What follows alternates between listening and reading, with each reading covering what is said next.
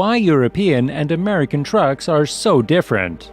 American and European semi-trucks are very different. In America, you see all the trucks with a long nose and wheelbase with the cabin behind the engine, whereas trucks in Europe are cab-over trucks where the cabin is above the engine. But why are they so different, and what are the advantages and disadvantages? Let's take a look at it. Livable. One of the reasons why the American trucks have bigger cabs is that owner-operators are very common in the US and not so much in Europe.